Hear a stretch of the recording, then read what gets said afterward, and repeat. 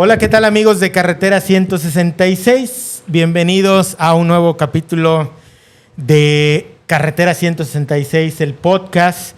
Y el día de hoy tenemos un invitado muy especial, Alan Castañeda. ¿Cómo estás, Alan? Hola, ¿qué tal? Mucho gusto. Muy feliz, la verdad, muy contento de estar en Carretera 166. La verdad es que pues es un placer porque soy un fiel seguidor de la página. Entonces, pues nada, emocionado. Oye, Alan, de Miacatlán, eres de Miacatlán. Así es, soy de Miacatlán, igual pues mi familia, ¿no? Muchos ubican a mi abuelito, Antonio Vences, porque se lanzó como cantautor hace como un año y medio, a sus 75 años. Entonces, pues básicamente él igual es de Miacatlán y pues sí, de ahí he vivido casi toda mi vida ahí. ¿Naciste en Miacatlán? No, en sí nací en Jojutla, pero digo, nada más nací. Digo, por el hospital, ¿no? Sí, me imagino. Exacto, nada más por el hospital, pero en sí yo toda mi vida, bueno, casi toda mi vida en Miacatlán. Oye, Alan, y cuéntanos un poquito. La idea de este podcast es hablar un poquito contigo o un mucho sobre cine, porque sé que estás estudiando cine, que has hecho varios cortometrajes, has trabajado con grandes actores y actrices, y pues también en esta parte de las entrevistas que le hiciste hace algún tiempo a los políticos, ¿no? De la zona, que lanzaste a tu abuelito como cantante. Entonces tienes un montón de cosas que contarnos, ¿no? Pero quiero iniciar con esta parte primero del cine porque se me hace bien interesante y quiero que nos cuentes cómo es este acercamiento para ti del cine, ¿no? Claro. Pues bueno, ya ahorita afortunadamente ya soy egresado. Tiene poquito, unos días, que ya terminé la licenciatura. La licenciatura se llama en Negocios y Artes Cinematográficos y Televisivos. Ok. Ese es el nombre completo. Básicamente la licenciatura está como muy enfocada no solamente en la parte artística, ¿no? Sino también en la parte del negocio. Claro. Entonces está bastante padre porque no solamente te enseñan a cómo hacer un proyecto, sino también a cómo financiarlo, cómo distribuirlo, etcétera, ¿no? Entonces la verdad es que está bastante completa y pues nada, duró 4 años la carrera. ¿Cómo comenzó todo? Pues yo desde niño, o sea, como que me ha gustado mucho esta parte de crear contenido, ¿no? Y afortunadamente cuando iba en sexto de primaria, en la materia de español, no sé si te tocó, que había un apartado de hacer un programa de radio. Sí, sí. Ajá. Bueno, a mí ya no me tocó, pero sí supe de varios chavitos que les tocó hacer eso. Sí, justo. Entonces, ahí tuve la oportunidad de concursar. Ahí la maestra puso como un concurso, ¿no? Como de a ver cuál es el equipo que hace un mejor programa de radio, ¿no? Entonces, a mí como me llama mucho la atención, pues yo escribí el guión y estuve muy al pendiente. Mi equipo fue el ganador. Y como premio, nos llevaron a una estación de radio ahí en Miacatlán, que ahorita ya no existe, pero en ese momento se llamaba La Poderosa 84.4, del ingeniero Daniel Franco. Entonces, pues como premio nos llevaron ahí y a mí me encantó. Entonces yo hablé con la profesora Miriam García, saludos, justo porque quería continuar con eso de la radio. Y afortunadamente me dieron la oportunidad pues de continuar. Entonces tuve mi programa que se llamó Jugando al Aire, porque en ese momento yo tenía como 12, 13 años. Pues básicamente era un niño jugando al aire, ¿no? Sí, entonces claro. por eso se llamaba así. Y ya de ahí estuve un año y iba lunes, miércoles y viernes de 7 a 8, me parece. De la noche. Sí, y bueno, así estuve por un año. Después se quitaron la estación y ya abrí mi canal de YouTube y empecé a explorar. Empecé como primero a crear contenido como sketches y cosas así. Y bueno, ¿Tenías 13 años, dices? Ajá, 13 años cuando tuve el programa. ¿Y qué contenido, iba a decir publicabas, pero tocabas en la estación de radio? Bueno, como era un niño, pues era como un tema, bueno, eran temas variados. Eran como más que nada datos curiosos y que cosas así como chistes, según yo, ¿no? Y como cosas así como muy, muy inocentes, ¿no? Porque pues yo era el único niño ahí. Todos los demás eran locutores ya adultos, ¿no? Entonces obviamente tocaban otros temas. Había temas, bueno, había un programa que era como grupero, otro que era de moda, etcétera, ¿no? Entonces yo era el único como que era como variado y pues eso. Oye, una vez que haces esto del radio, ¿te gusta? O sea, porque los invitados que han estado aquí en el podcast, les hago esta misma pregunta porque hay un parteaguas en tu vida, y yo les decía, de lo que posiblemente a lo que te vas a dedicar. Claro. O sea, no a todos les pasa, pero a la mayoría yo creo que es como un punto de inflexión de decir, esto me gusta, a esto me quiero dedicar. ¿En tu caso fue así con la radio? Un poco porque en ese momento mi sueño o uno de mis sueños era ser actor, era ser locutor, ¿no? Pero después lo descarté, bueno, o sea, con el paso del tiempo como que lo fui descartando y empezó a surgir como esta inquietud por ser director de cine, claro, ¿no? Aquí, pues bueno, no, obviamente, en la parte pues, de provincias no hay mucho esta parte del cine, ¿no? O sea, no es tanto,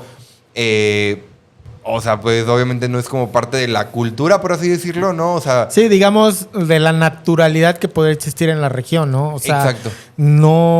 No hay tanta gente interesada en el cine, ¿no? Sí. Yo tengo varias experiencias en ese sentido, porque a mí también me hubiera encantado ser director de cine. Me gusta el cine. Claro. Me gusta la parte de la producción del cine, ¿sabes? Claro. Quiero andar un poquito más en el tema, pero Gravity, o sea, yo la vi, la primera vez que la vi, porque la he visto un montón de veces, claro, era así como, ¿cómo hicieron esta toma? ¿Cómo lograron hacer este efecto, sí, ¿no? Sin tanto CGI, ¿no? Claro. O todo ese tipo de cosas me enfoco mucho. Y también en la parte de cómo proyectar, digamos, la parte sentimental del ser humano a cámara, ¿no? Que claro, a mí se me hace una de las cosas, por así decirlo, más complejas, ¿no? En el cine. Porque tú lo puedes vivir, ¿no? A diario, pero reflejarlo en una actuación creo que es bien complejo. Y luego en la parte pues, de dirección, ¿cómo funciona esto, ¿no? Entonces, sí me ha gustado un montón el cine. Me veo un poquito proyectado en ese sentido contigo porque justamente en la región no hay tanta gente que le interese el cine, ¿no? En tu caso, una vez que terminas o que sigues con el proyecto de la radio y termina, ¿cómo es este acercamiento a esta parte del cine? Bueno, desde niño siempre me gustaron mucho las películas de horror. Bueno, hasta la fecha me siguen gustando mucho. Yo era fan, sigo siendo un poco fan de Chucky, claro, Scream, de Michael Myers, ¿no? O sea, como todos esos asesinos, sí, clásicos del horror, slasher, etc. Entonces,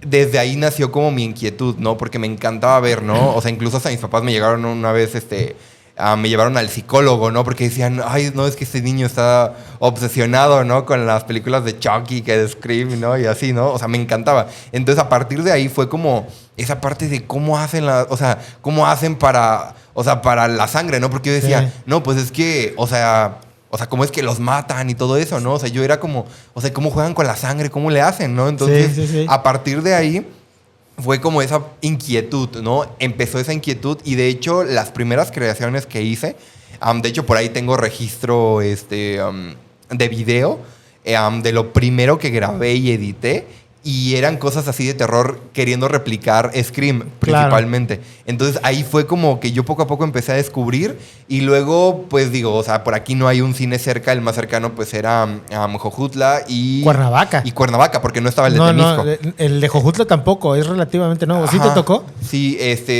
¿Por qué sí, relativamente nuevo? Sí. Estaba Temisco, lo que es en Jiutepec y Cuernavaca, ¿no? Cuernavaca. Bueno, aunque Temisco también fue como relativamente... Y bueno, antes pues iba con mi familia al cine, pero a Cuernavaca, ¿no? Porque pues allá el Diana, que ya ni existe. Entonces ahí fue cuando yo veía los pósters de las películas, veía los trailers, veía todo y yo decía, wow, o sea... Esto es magia, ¿no? O sea, cómo es que se graba todo esto y en la pantalla lo disfrutas, cómo es que el sonido, todo, ¿no? O sea, como que me llama mucho la atención, pero no solamente como espectador, sino era como, o sea, ¿cómo se hace esto, no?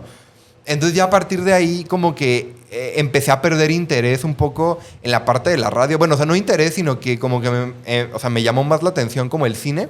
Entonces dije, ok, no, o sea, como que me llama más esto. Y luego con el canal de YouTube empecé como a explorar un poco esta parte de o sea, generar contenido audiovisual, ¿no? Que empezó como sketches de comedia y todo, pero poco a poco fui creando historias y digamos ya como el primer acercamiento ya más formal un poco fue con una miniserie web que hice que se llamó Gordisman.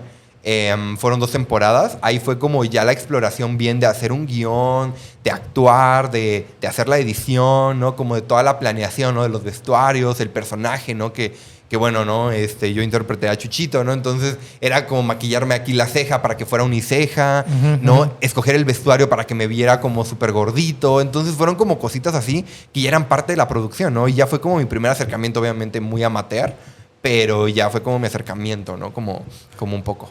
En ese sentido, hablas de escribir un guión, de esta parte de producción. ¿Lo haces? ¿Cómo lo haces, mejor dicho? Porque pues no tenías lo que ahora tienes, esos estudios en cine. ¿Cómo investigas o qué? ¿Cómo le haces para decir, a ver, voy a escribir mi guión, la producción tiene que funcionar así? ¿Cómo es esta parte? Bueno, fíjate que, voy a hacer un paréntesis pequeño. Cuando era niño, a mí me gustaba mucho la venta de dulces, incluso hasta llegué a vender peces. Comerciante, ¿no? Sí, ajá, yo así bien comerciante, o sea, como desde los 9 años. Entonces ahorraba y justo, no, o sea, como a los 7, porque a los 9 me compré mi primera computadora. Okay. Bueno, o sea, entre mi papá y yo. O sea, yo puse la mitad y mi papá puso la mitad. O sea, a mis 9 años, ¿no? Ya tenía mis ahorros. Entonces, pues básicamente, o sea, yo desde niño, desde los 7 años, ahorraba. Y pues era comerciante, ¿no? Así que vendía cosas de papelería, dulces, etcétera, ¿no? Entonces así empecé a ahorrar y mi papá me puso la mitad y yo puse la otra mitad para comprarme una computadora. Entonces, pues ya a mis 9 años ya tenía la computadora y ahí fue cuando yo empecé como a investigar, ¿no? O sea, cómo hacer un guión y todo. Obviamente, pues yo no sabía bien cómo. Entonces en Word, así como Dios me dio a entender, o sea, escribía como la descripción, los diálogos, ¿no? Como lo básico, ¿no? Así como yo me lo iba imaginando. Entonces, realmente así fue. Obviamente, ahorita veo los guiones y pues obviamente no tienen nada de formato, ni de estructura, ni nada, ¿no? Pero en ese momento yo sentía que ya era así el director de cine, ¿no? Oye, ¿y tenías a alguien a quien preguntarle? No. Así de decir, oye, ¿cómo hago esto o esto? No. O sea, fue básicamente Google y ya, o sea, pero era más que nada yo como yo podía, ¿no? Porque no era aquí alguien en el pueblo que hubiera quien le pudiera preguntar, ¿no? Entonces era básicamente yo aventurarme. Ya después, ya cuando tuve 15 años, tomé un curso ya de cine y bueno, ya empecé a aprender y así, pero antes de eso yo escribía así en Word como entendía, ¿no? Y cuéntame de qué se trata esto de Gordisman. ¿Cómo es pues primero la idea de decir hay que hacer una serie y luego de qué va a ser la serie? ¿Cómo fue este proceso? Fíjate que, bueno, o sea, pues como todo artista, ¿no? Surge esta parte de,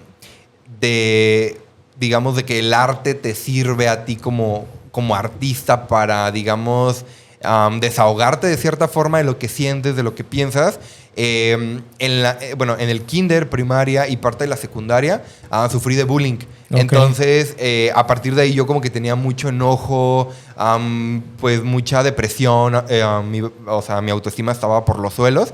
Entonces, fue la forma de desahogarme escribiendo esta historia, porque de hecho Gordisman habla sobre el bullying como al protagonista que es, bueno, Chuchito, que es alguien con obesidad, entonces sufre de bullying y todo. Entonces fue como la manera de desahogarme y pues básicamente yo inventé, pero es una ficción, ¿no? O sea, obviamente, claro, aunque hablo de ese tema y hay ciertas cosas personales, obviamente no lo hice así como una autobiografía. O como un documental, ¿no? O sea, no, o sea, es ficción completamente, ¿no? Pero, ¿sufriste de bullying porque estabas gordito? Sí. Ok. Sí.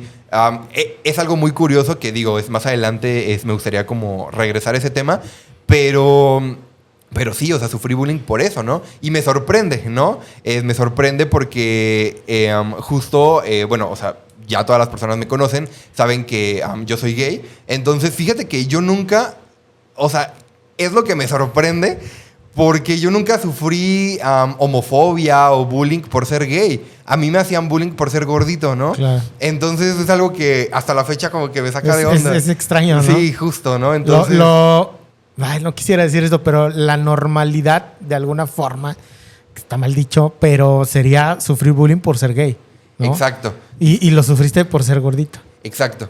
Entonces fue algo que hasta la fecha yo digo, qué ¿Por raro, qué, ¿no? ¿Por qué crees que habrá sido así? Pues yo creo porque siempre... Habrá niños que necesitan como la forma de molestarte para tener cierta satisfacción y al tú aceptarte a lo mejor como gay o no poderte dañar por esa situación, intentaron buscar esto a través de que estabas gordito. ¿Crees que sea eso?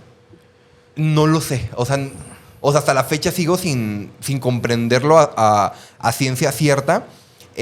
Pero siento que influyó mucho, o sea, porque yo siempre lo he dicho, ¿no? O sea, creo que he sido como muy privilegiado en el sentido de mi postura de ser gay, en el sentido de que pues nunca he sufrido homofobia ni nada de eso, y creo que ha influido porque mi familia me ha apoyado, ¿no? O sea, claro. Desde siempre mi familia me respetó. Además, yo siempre he sido como muy respetuoso, o sea, desde niño. Además, siempre fui como muy precoz. O sea, yo empecé, bueno, o sea, mi pubertad empezó desde los 9 años. Uh-huh. Entonces, yo a los 9 años como que ya... O sea, yo ya no pensaba igual que los de mi edad. Y siempre ha sido así hasta la fecha, ¿no? Entonces, de cierta forma, también eso influyó, ¿no? Como esta madurez, digamos, uh-huh. o sea, como esta autoaceptación. Sí. Yo creo que influyó bastante en eso. Y además el apoyo de mi familia, ¿no? Porque era como, si a mi familia no le importa que yo sea gay... porque a los demás. A los sí. demás. Ajá. Y bueno, y si les sí, molesta. no tendría sentido, uh-huh. pero a lo mejor, digo, y sí tiene sentido. Quiero regresar un poquito, porque no tendría sentido que si tu familia te está apoyando, pues te preocuparas por los demás. Pero también es la normalidad, ¿no? Por eso también los niños que son gays, pues sufren de este bullying, ¿no? También porque la familia no los apoya y demás, ¿no? Exacto. Porque además, obviamente. O sea, de cierta forma es una decisión complicada, ¿no? Salir del closet, o sea, yo que conté con el apoyo, aún así fue complicado, ¿no? Como aceptarme, ¿no? Ahora no me imagino en las familias que son súper homofóbicos y así. O sea, no... Más conservadores y claro. demás, ¿no? Entonces no me imagino la presión. O sea, si yo sentí mucha presión y mucho miedo, no me imagino las personas que... O sea, que no han podido salir del closet. Que sí sufren, así. ¿no? Por exacto. Eso. ¿No? Entonces yo creo que sí es un tema como muy complicado.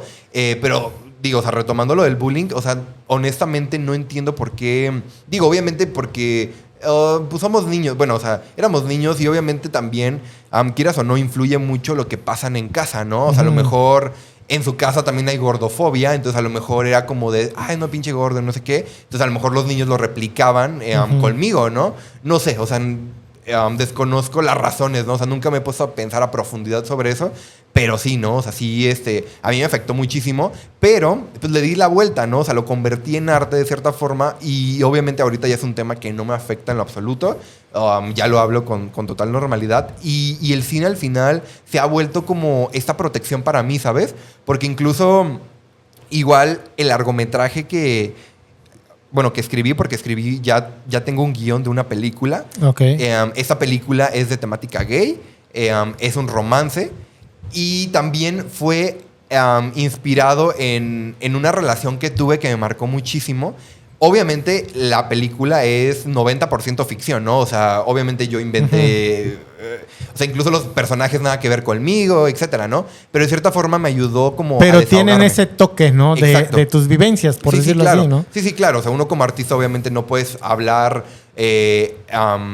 digamos, a profundidad y con este sentimiento si no lo conoces, ¿no? Obviamente hablas de lo que, o sea, bueno, en base a tus vivencias, ¿no? Sí, con base a lo que has vivido, a lo que de alguna forma te ha marcado en la vida, ¿no? También es esto, sí, ¿no? Entonces lo transformas como en arte y de cierta forma se transforma, ¿no? Como en algo que dices, ok, a mí me dolió esto, me afectó y todos hemos vivido decepciones amorosas, entonces lo escribes, pero de una forma que sea universal, ¿no? O sea, no te clavas, no lo vuelves un documental, o sea, no se vuelve una autobiografía, más bien dices, ok, me pasó esto, a todo mundo nos ha pasado, entonces voy a escribir una historia y entonces se vuelve original, ¿no? O sea, se vuelve auténtica porque es desde tu punto de vista, porque al final todo mundo ya ha hablado, hay 1000 historias de decepciones amorosas, infidelidades, etc. O sea, pero la forma en cómo tú lo cuentas, obviamente, de acuerdo a tus vivencias, es lo que la vuelve única, original, ¿no? Entonces, de cierta forma, yo creo que los artistas siempre vamos a escribir de lo que nos gusta o de lo que nos hubiera gustado, ¿no? Que hubiera sucedido, etcétera, ¿no? Regresando un poquito a esto de Gordisman, ¿cómo es que dices, voy a escribir esto para este formato? Porque decías una webserie o cómo sería. Sí, fue una webserie que bueno, se subió a mi canal de YouTube. Ok. Entonces, la primera temporada fue de 4 capítulos, así cada capítulo como de 8 minutos, o sea, fue muy pequeñita. Ya la segunda temporada fueron 5 capítulos, pero ya fueron como de duración un poquito más. Bueno, cada capítulo ya fue como de 15, 19 minutos. Ok. O sea, ya tuvo una extensión más. Pero porque la primera temporada la hice cuando iba en tercero de secundaria, o sea, a mis 15 años más o menos. Y ya la segunda temporada la hice como a mis 17, cuando yo ya iba como en segundo semestre del CETIS. Yo estudié en un CETIS, en el CETIS 43 de Xochitepec. De Xochitepec. Y ahí estudié medios de comunicación. Entonces ya tenía un poquito más... ¿O ya existía la carrera ahí? Sí, entonces ya tenía un poquito más de conocimiento y por eso es que la segunda temporada quedó mejor. Claro. Que de hecho se estrenó en Cine Morelos. Ah, súper bien. Sí. Oye, ¿y quién la producía? ¿Tú producías todo? Porque pues, Sí. es recurso, es trabajo, es esfuerzo, pues, es lana. ¿Cómo, Sí, claro. ¿Cómo es tu experiencia con Gordisman en esto? Bueno, o sea, la producción, digamos, la logística y todo, pues me lo aventé yo. Pero mi mamá me apoyó con el catering, o sea, ella nos daba de comer siempre. Y obviamente mi papá, pues, se me apoyaba económicamente, ¿no? Digo, o sea, no se gastó mucho. Creo que la primera temporada se grabó como con 2,000 pesos. Y la segunda temporada como con 4,000 pesos. O sea, realmente digo, o sea, comparación obviamente del claro. cine, pues no es nada, ¿no? Pero bueno, tenías que Sí. 13 años y 17 años, ¿no? Ajá, bueno, 15 y 17. 15 y 17, Sí, ¿no? entonces, pues obviamente administrar el dinero, ¿no? Para Sí. que te alcanzara y todo. Y obviamente también sin el apoyo de mis papás, no lo hubiera logrado, ¿no? Obviamente, tanto a nivel económico como mi mamá, ¿no? O sea, en apoyarme con las comidas, ¿no? Y todo esto, pues así te hace un gran paro, la verdad. Oye, y cuando se publicaban, ¿qué comentarios recibías acerca de la serie? Porque si bien es cierto, pues ahorita ya lo normal es contenido, pues en esa época quizá no lo era tanto, por lo menos en la región. ¿Cómo fue pues esta parte de los comentarios de aceptación, de rechazo de la serie? Pues fíjate que hubo de todo. Hubo tanto comentarios muy bonitos, ¿no? Incluso hubieron algunas personas que incluso se identificaron y me lo dijeron tal cual, ¿no? O sea, yo me he sentido como Chuchito, ¿no? Que así se llama el personaje, ¿no? Hubo otras personas que me dijeron, no, está padre, o sea, está interesante. Y hubo gente que así de plano, ¿no? Ay, no es una porquería y no sé qué tanto, ¿no? O sea, hubo comentarios de todo, ¿no? Obviamente, en ese momento sí me afectó un poco, ¿no? Como ver esos comentarios porque yo estaba vulnerable, ¿no? O sea, me estaba desahogando de algo que a mí me había pasado y recibir comentarios así, pues obviamente te bajonea, ¿no? Ya para la segunda temporada fue otro rollo, ¿no? Ya no me afectaron para nada los comentarios negativos y fueron muy pocos, ya casi no. Porque obviamente ya había mejorado a nivel... Sí, claro. Pues la calidad, todo, ¿no? Entonces... Oye, y en este sentido, ¿qué siguió para ti después de la serie? Porque noto, bueno, ya tengo rato de conocerte y haces un montón de cosas pues, audiovisuales, pero en este trayecto que has vivido después de la webserie, ¿qué hiciste o cómo llegaste a la escuela de cine? Pues justo cuando yo estudié la secundaria, estudié en la Benemérito de las Américas de Miacatlán. Desde ahí, pues, como yo ya generaba contenido para YouTube y ya tenía, bueno, pues ya estaba haciendo Gordisman y así, como que dije, no, esto es lo mío, me encanta hacer esto, me apasiona y no sé qué. Entonces, desde ahí yo me puse a investigar ya universidades, o sea, ya era como, o sea, no solamente pensar en la prepa, no. Era ya... O sea, ya sabías sí. que tenías que llegar al punto del Sí. cine. Entonces me puse a investigar universidades y me puse a checar el plan de estudios, ¿no? Porque yo siempre he sido más de cine comercial, no soy tanto de cine de arte, ¿no? Porque, bueno, o sea, lo que se conoce en cine como cine de arte, ¿no? Que es como este cine más de festivales, como más acá, como que es más de nicho, ¿no? Como para un público más digamos, ¿No te gusta tanto ese cine? sí me gusta, pero a mí lo que me apasiona es el cine comercial. Porque obviamente a mí me gusta mucho la parte del marketing, la producción. Entonces, obviamente, y como estudié la parte de los negocios en mi universidad, pues obviamente me interesa armar campañas bien. Y bueno, si bien, pues obviamente el cine comercial es el que deja dinero, ¿no? Entonces, obviamente que es el que más me gusta, pero no solamente porque deja más dinero, ¿no? Sino desde que yo iba en la secundaria, yo chequé el plan de estudios, por ejemplo, de la UNAM, del CCC, Y su plan de estudios es más enfocado al cine de arte, ¿no? Como más a lo artístico, ¿no? Y la universidad donde estudié se enfoca más en los negocios, en esta parte del cine comercial. O sea, de hecho, ahí como que se enfocan muchísimo en eso. Y a mí me encantó eso. ¿Cómo se llama la universidad? Se llama AMCI. AMCI. Asociación Mexicana de Cineastas Independientes. Ok. ¿Cuánto se estudia? ¿Cuánto tiempo se estudia la carrera? Son 4 años. 4 años, ¿son semestres? Así, por semestres. Ok. ¿Y la carrera, cómo me decías que se llamaba? Se llama Licenciatura en Negocios y Artes Cinematográficas y Televisivas. Ok. Y cuéntanos un poquito de esta parte de qué te enseñan en la parte audiovisual, en la parte de negocios. Pues básicamente en la parte artística pues te enseñan todo lo del sonido, dirección, actuación, producción, diseño de producción, maquillaje, vestuario, edición, corrección de color. O sea, todo lo que lleva a nivel creativo, o sea, es muy completa, ¿no? Sí, sí, sí. Obviamente no lo ves a detalle. Y además tú durante la carrera te vas especializando, ¿no? O sea, aunque no tengas una especialidad, pero obviamente si te gusta más esto, pues te vas enfocando, ¿no? Entonces cada quien ya se va como especializando en lo suyo, ¿no? Y cuando hacemos proyectos dicen, no, yo quiero ser vestuarista, no, yo quiero ser esto, ¿no? Ya cada quien como que tiene, ¿no? Y digamos en la parte de los negocios llevamos mucho, o sea, en todos los semestres llevamos materias de producción ejecutiva, distribución, negocios fílmicos. Entonces sí está como mucho esta parte en marketing, psicología de las audiencias, ¿no? O sea, para conocer obviamente, o sea, para poder vender un producto, y digo, tú lo sabes perfectamente, hay que conocer bien a la audiencia, hay que segmentar, ¿no? O sea, si va para mujeres, para hombres, qué edades, de qué región, etcétera, ¿no? Y no solamente eso, sino cómo te vas a dirigir con ellos. Igual a las empresas, ¿no? Para financiar un proyecto, pues obviamente, o sea, tienes que poder venderlo, ¿no? También para financiar. Y conocer la empresa, o sea, para saber cómo llegarle, ¿no? A lo mejor, si la empresa, su valor es la honestidad, tú cuando te presentes con ellos vas a hablarles de la honestidad, ¿no? Y si, por ejemplo, su valor principal es la amistad, pues le vendes el producto hablándoles de la amistad, ¿no? Entonces tienes que conocer muy bien a la empresa, a la audiencia, para poder, obviamente, saber cómo dirigirte a los colectivos, ¿no?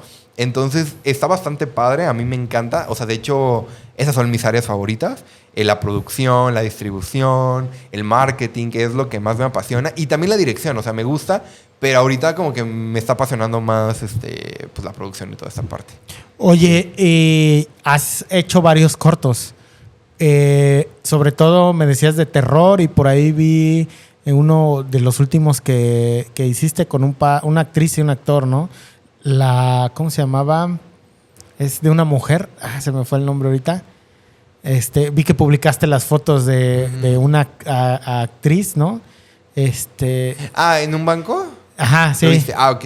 Ya, bueno, ese se grabó en un rally de 36 horas. De 36 horas, sí, eso. Ajá. Que organizó mi universidad. Bueno, para quien no sepa qué es un rally básicamente es, o sea, reúnen a varias personas del medio, directores, productores, o sea, de todo, actores, etcétera, y nos revuelven.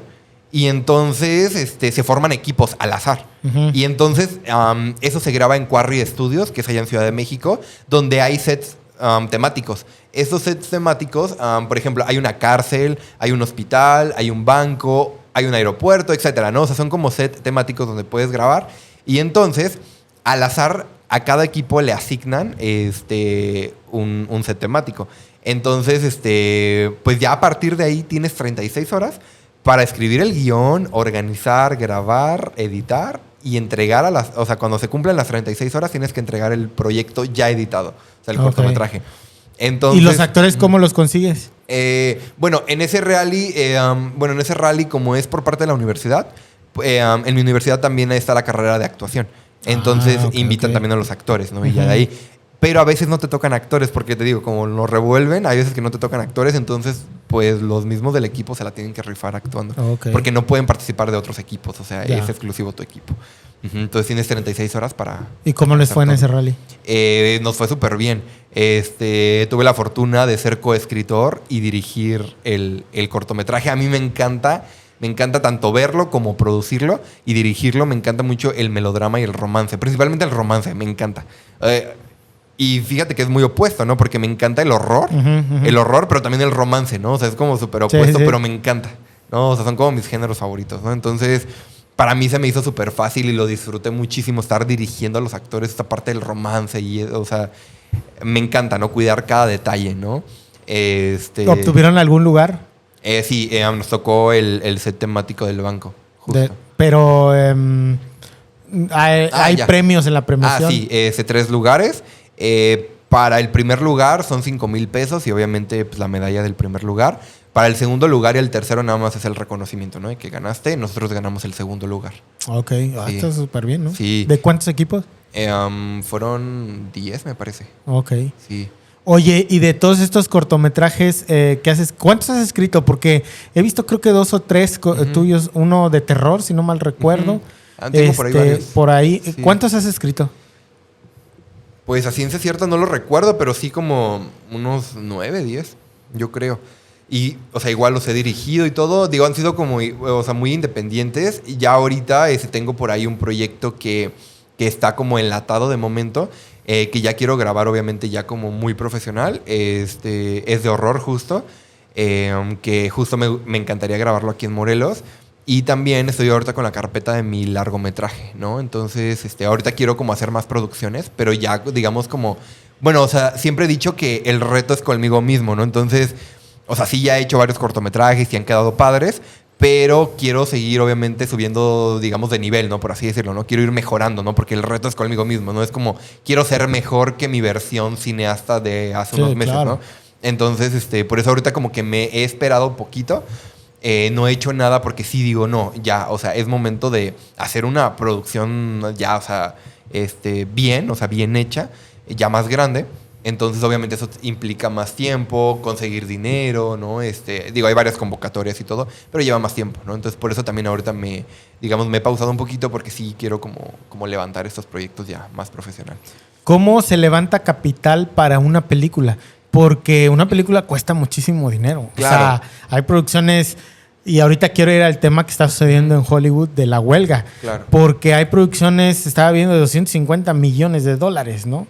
O sea, ¿cómo se levanta tanto capital para una película? Digo, entiendo que el sueldo base de los actores, pues que ya están multipremiados, claro, ganando Óscares y demás, pues sí es altísimo, pero... También es porque hay mucha gente involucrada en los proyectos, creativos, actores, staff.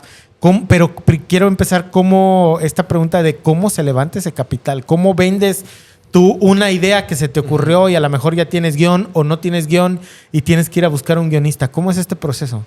Bueno, varía muchísimo. Obviamente Hollywood, pero ya es una industria muy consolidada, ¿no? Sí, claro. Entonces, pues digo, ya... Yo creo que está de más como explicar, ¿no? Porque ya más o menos la gente se da una idea, ¿no? Digo, pues allá obviamente... Sí, porque hay productoras, sí, pero digamos a nivel nacional ¿no? Aquí en México o tú que vas como terminado la carrera, ¿cómo es este proceso? Bueno, aquí en México obviamente pues no hay tanto presupuesto, ¿no? No hay 200 millones de dólares, ¿no? Aquí obviamente, hay cortometrajes y largometrajes, ¿no? Bueno, que los largometrajes pues es lo mismo que una película, ¿no? Entonces, un cortometraje, hay convocatorias, hay festivales incluso que también tienen convocatoria pues para financiar proyectos en la producción. También hay convocatorias así como externas. Hay formas también como estímulos fiscales. Está el Focine, por ejemplo, donde te dan, es un fondo o sea, es un fondo como de la cinematografía, donde te dan como dinero para poder financiar. Obviamente es un proceso que no cualquiera queda, o sea, porque sí son como muchos requisitos, pero ahí, por ejemplo, te dan 500,000 pesos para un cortometraje, ¿no? Obviamente es muy complicado porque además estás compitiendo con Sí, claro. Bueno, hay focines regionales, ¿no? Entonces, pero aún así compites con cientos de proyectos, ¿no? Entonces, obviamente, pues, seleccionan solamente algunos, ¿no? También, digamos, de manera privada, ¿no? O sea, a lo mejor tú le pichas el proyecto... pues a negocios, a empresas y ya puedes conseguir, ¿no? Pero en el caso de las películas, que obviamente, porque un corto a lo mucho te puede costar 1 millón, ¿no? O sea, por muy caro, pero ponle que ande entre $200,000, $400,000, $500,000 pesos, ¿no? Un cortometraje. Pero ya una película, ya estamos hablando de millones, ¿no? Sí. Digamos que aquí en México existe el Eficine, que es un estímulo fiscal por parte de IMCINE, en donde te dan máximo 20 millones de pesos para hacer una película, ¿no? Alrededor, o sea, las películas mexicanas, o sea, comerciales que conocemos, andan alrededor de 30, 40 millones de pesos, ¿no? Obviamente hay películas que sí cuestan 15 millones, 20 millones de pesos. Varía. O sea, varía, ¿no? O sea, dependiendo de la complejidad del proyecto. Obviamente varía, ¿no? Entonces, por ejemplo, si tu película cuesta menos de 20 millones, pues ya la armaste, ¿no? Digo, si ganas el Eficine, que obviamente está complicado, que es el Eficine 189, si ganas, pues qué padre, ¿no? Ya tuviste tus 20 milloncitos, ¿no? Entonces ya tienes para producir la película. Pero ¿qué pasa si cuesta más de 20 millones, ¿no? Obviamente tienes que conseguirlo con empresas, ¿no? O sea, con product placement, o sea, ejemplo, ¿no? Voy a grabar... en mi película se requieren coches, ¿no? A lo mejor le picho el proyecto... pues a lo mejor a BMW o a no sé, o sea, las empresas de coches, y entonces ya obviamente la que le interese, pues ya tú le das publicidad y es como ¿A cambio de publicidad sería? O sea, ese intercambio comercial, ¿se puede decir? Digo, puede haber diferentes... O sea, digamos que aparecen sus coches o aparece alguna agencia, o como a cambio de qué te pueden dar dinero.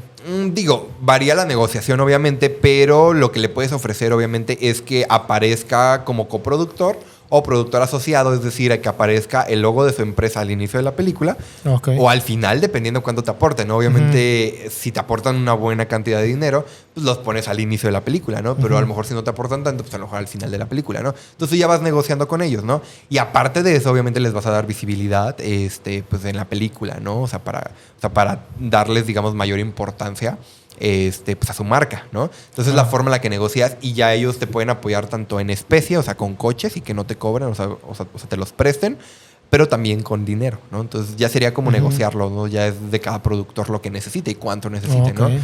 Ejemplo, también si necesitas comida, ¿no? A lo mejor dices, ok, a lo mejor conozco a esta empresa de comida.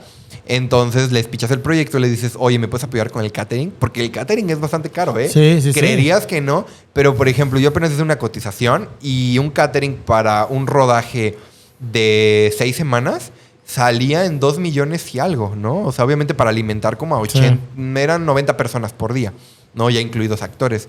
Entonces, pues imagínate, ¿no? Que te ahorres 2 millones de pesos, pues ya es una lanita, ¿no? Entonces, son como cuestiones que tú como productor debes ser muy estratégico y decir, a ver, yo necesito tanto. Obviamente debes armar un presupuesto y tienes que ser honesto, ¿no? Y decir, a ver, o sea, nada de que por querer ahorrarte la anita dices, ay, pues quito esta escena y no sé qué, porque eso es un grave error. O sea, es mejor hacer un presupuesto bien, saber cuánto necesitas realmente y conseguirlo, ¿no? O sea, es tu chamba como productor, ¿no? Entonces... Eso lo hace el productor. Sí. O sea, él tiene que conseguir... Digo, hay diferentes tipos de productores, ¿no?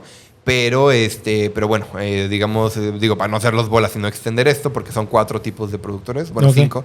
Pero bueno, ¿no? A grandes rasgos, pues el productor se encarga pues, de toda esta parte del dinero, ¿no? De financiar el proyecto, administrarlo, ¿no?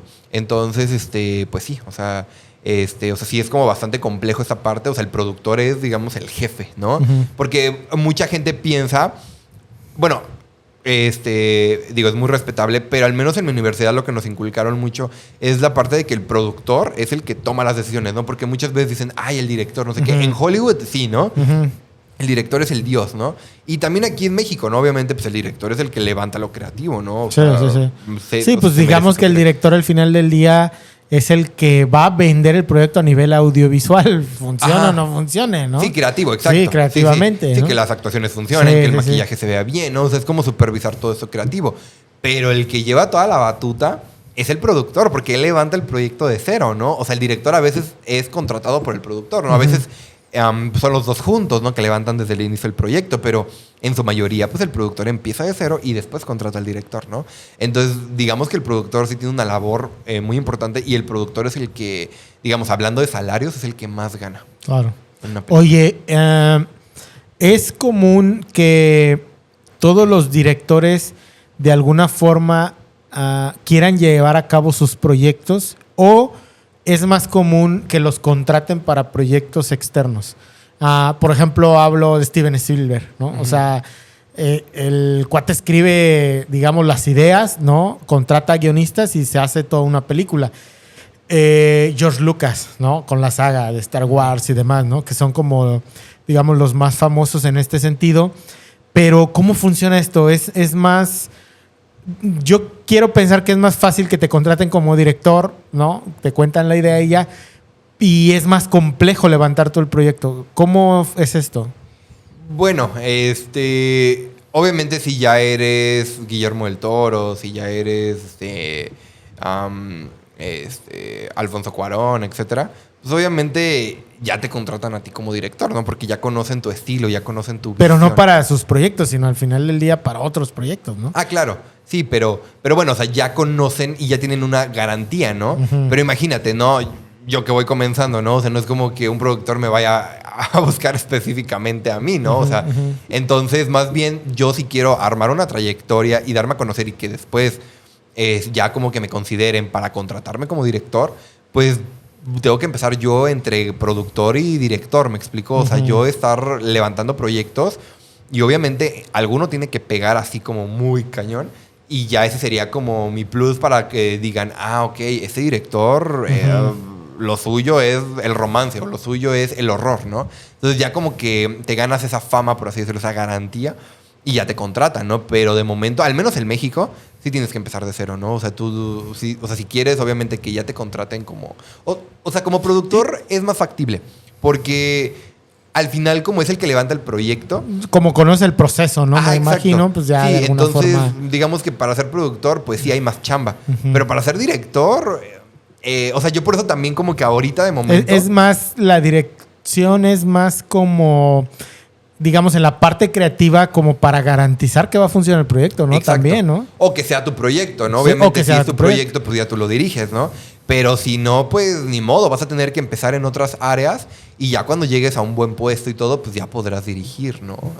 O si es tu proyecto, pues ya lo diriges tú, ¿no? Pero sí, al final aquí en México así funciona. Hay una historia muy famosa de Sylvester Stallone cuando presentó Rambo. Okay. Sylvester Stallone era actor de cine para adultos. Escribe un guión que es Rambo, pues, 1, ¿no? Y lo va a presentar y le dicen que sí, pero que él no podía dirigir y no podía actuar, ¿no? O sea, más bien que podía actuar, pero no dirigir. Entonces dice Sylvester Stallone, si yo no dirijo, me llevo mi proyecto.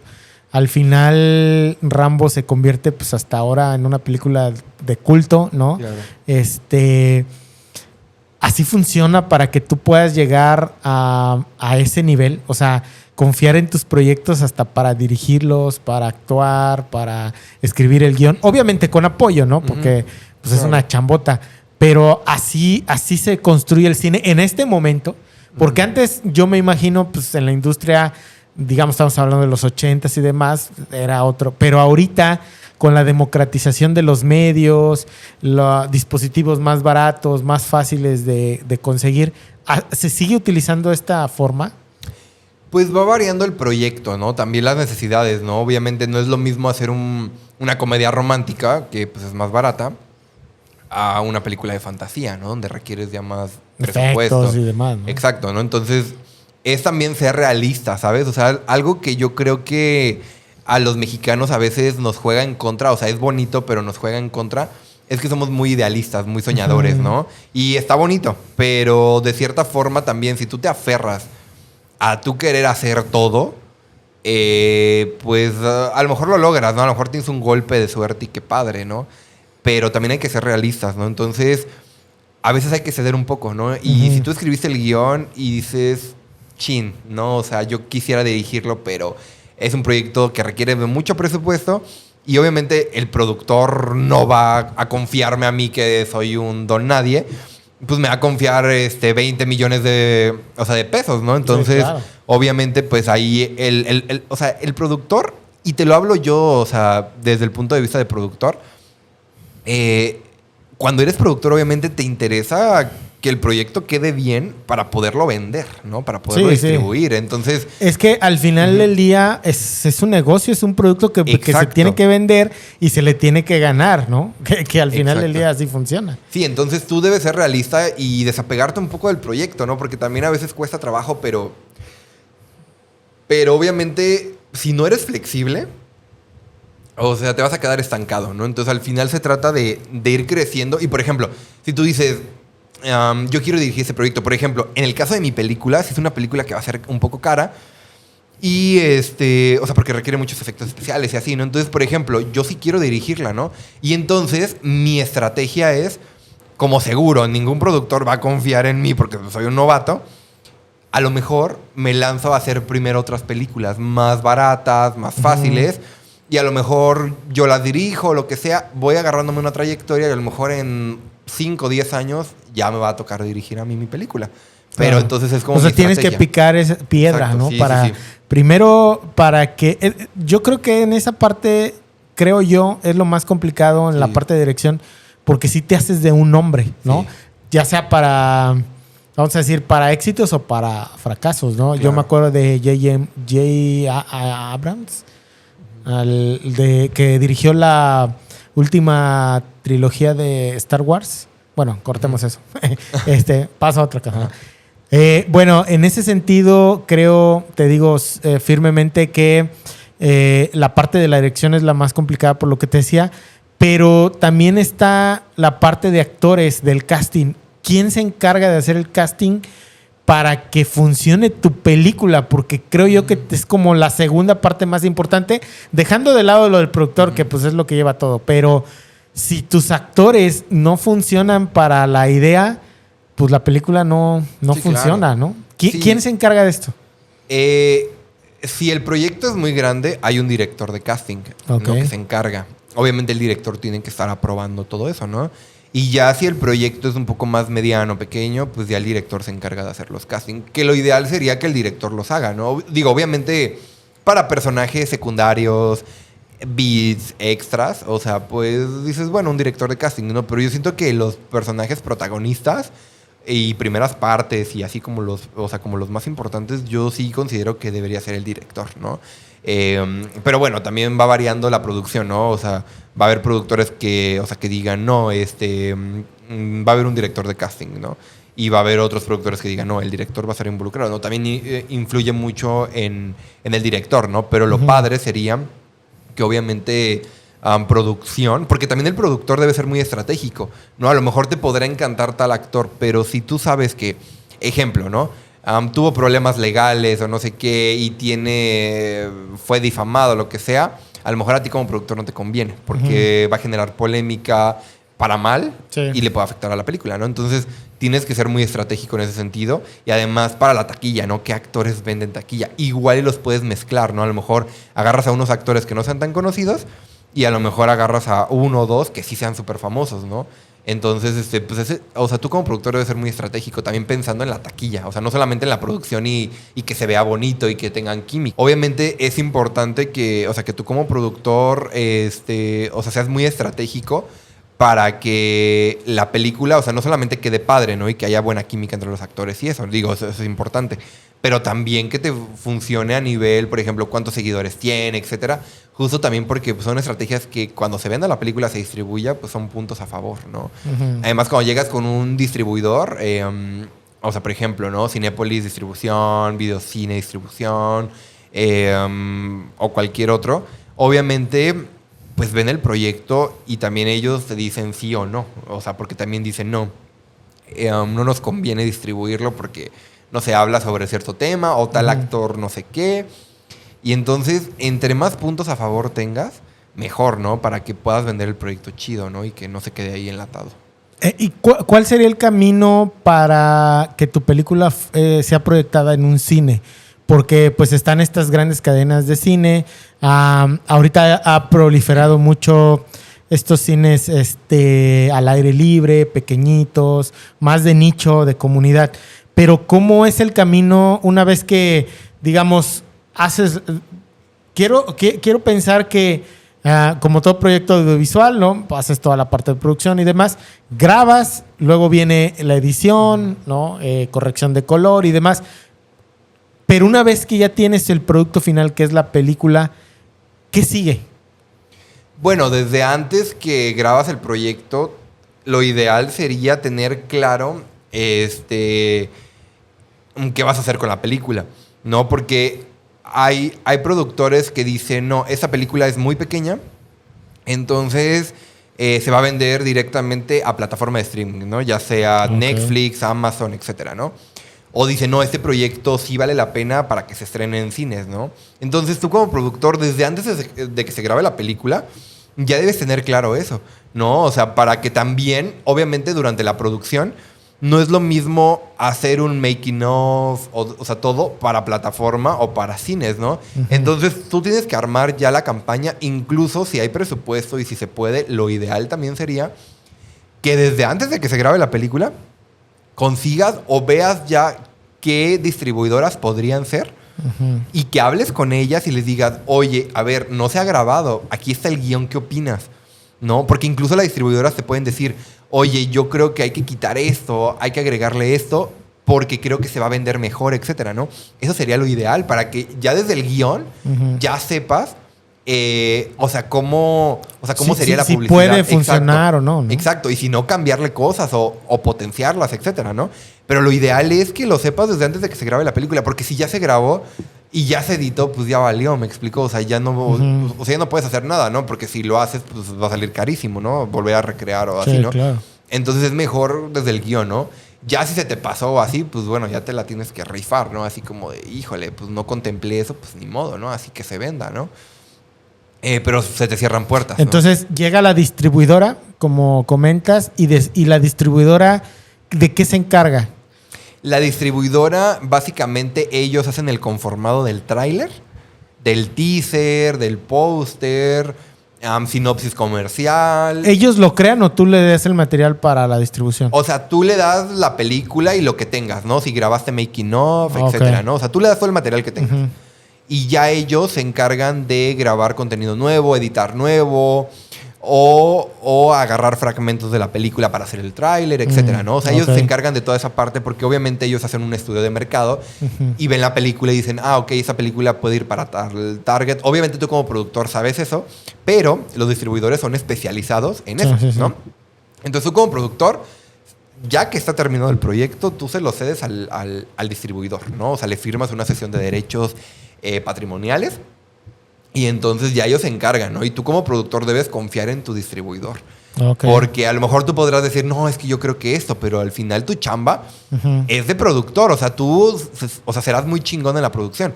Pero eso no significa que también en la distribución, porque es otro rollo. Mundo, sí, ¿no? O sea, es otro mundo. Entonces, debes confiar en tu distribuidor, ¿no? Okay. Por eso también hay que hacer buena selección, ¿no? O sea, uh-huh. Porque obviamente cada distribuidor maneja de diferente forma las campañas de las películas, etcétera, ¿no? Entonces, tú también como productor, al acercarte a una distribuidora, pues debes investigarla antes, ¿no? Sí.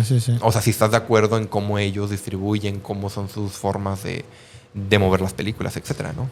En este sentido, ¿has escuchado esta película que ha causado revuelo? Se llama Sounds of Freedom, de Verástegui, en Estados Unidos. Sí, que habla de la... Bueno, de la trata de niños. De niños, sí. No la he podido ver. No, ni yo. La dejé, vi como 20 minutos. Pero hay una polémica en el sentido de que no la querían distribuir. ¿Y cómo es que las distribuidoras dicen no? Obviamente la distribuidora, como ya tienen mucha experiencia en distribuir películas de todos los géneros, estilos, etcétera, ellos ya saben o ya auguran un pronóstico para la película. Entonces, obviamente, como la distribuidora también, tanto el productor como la distribuidora se tienen que rifar en que puede representar o pérdidas o ganancias. O sea, no hay una garantía de que, sí, va a vender tanto, ¿no? O sea, tú estimas, ¿no? Haces una proyección de ventas. Bueno, eso lo hace la distribuidora y estima más o menos porque hace un comparativo con otras películas del mismo género. Claro. Mismas fechas de estreno, etcétera, ¿no? Entonces, hacen un estimado, hacen comparativos, etcétera. Y entonces ya digamos que estiman si la película puede ser un éxito o puede ser mediana o puede ser un fracaso, ¿no? Entonces ya la distribuidora dice, no, ¿sabes qué? Toca tales temas o lo aborda de diferente o muestra esto y el otro y la clasificación, porque además cuando tú terminas una película hay que llevarla a clasificar. Entonces, si tiene escenas, digamos, violentas, sexuales, explícitas, etcétera, pues obviamente te van a dar una clasificación C o D. Entonces no te conviene porque pues eso te limita al público, ¿me explico? Y entonces la distribuidora tiene que tomar la decisión junto con el productor de si van a censurar algunas partes de la película o si no quieren censurar nada, ya están advertidos de que pues, va a ser clasificación CD y obviamente pues eso limita, ¿no? Al público. Al que puede sí, digamos la exposición, ¿no? Exacto. Hacia más público, ¿no? Exacto. Entonces, la neta sí, o sea... Sí, porque en este caso, o sea, a mí se me hace el caso muy curioso porque la película ya dijeron que fue la número 1 en el estreno el 4 de julio, claro. Que es una fecha importante para Estados Unidos por la independencia, pero triunfó. Entonces yo decía, las distribuidoras no se estarán dando de topes así de chin, o sea, lo hubiéramos entrado y demás. Hay mucha polémica, pues, por la parte de que son muy religiosos, ¿no? En este sentido, son de derecha, muy conservadores. La distribuidora que se llama Ángel Studios es una distribuidora que está enfocada a contenido religioso y demás. Entonces yo pensaba, ¿y las demás distribuidoras que han de haber pensado en ese momento que se catapultó como número 1, ¿no? Ya sea por el morbo, porque sí he visto que la campaña pues genera esta morbosidad de y victimización, ¿no? Es que nos rechazaron todas y hubo alguien y casi fue por mandato divino que teníamos que sacarla. Por el tema que tocan, obviamente, sí se entiende también eso, pero también está esta morbosidad, esa victimización.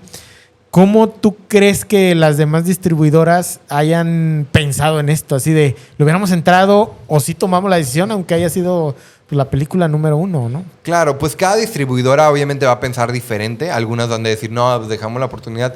Pero, o sea, yo no estoy así como súper informado de esto y ni he visto la película. Sin embargo, por lo poco que conozco, digamos, como del medio y como de cómo se mueven las distribuidoras y todo ese rollo, yo considero que obviamente ellos no veían venir este éxito, ¿no?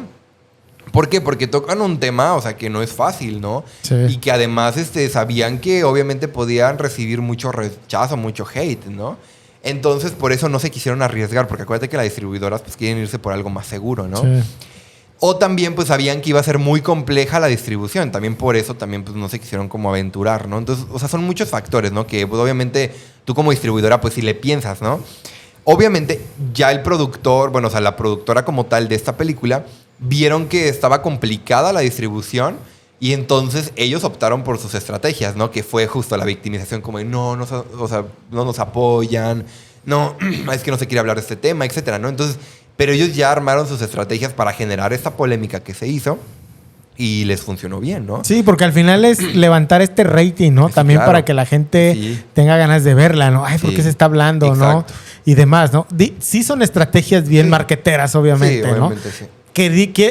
Ojo aquí, o sea, tampoco no quiero decir que no sean reales, pero pues tú sabes que estás en el medio y le tienes que meter un poquito ahí de la actuación, del choro, ¿no? De decir, si no lo hacemos, pues vamos a obtener un fracaso, ¿no? Claro. Al final del día. Sí. Entonces, yo creo que al final, tú como, digamos, creador de este contenido, como productor, distribuidor, tú tienes que generar estrategias, las que sean, para que tu película se venda, ¿no? Incluso hay películas que han tenido que recurrir a memes, etcétera, que obviamente parece como si ellos no los hubieran hecho, ¿no? Pero sí, es parte claro. de su estrategia, ¿no? Entonces, al final todo esto se tiene que vender.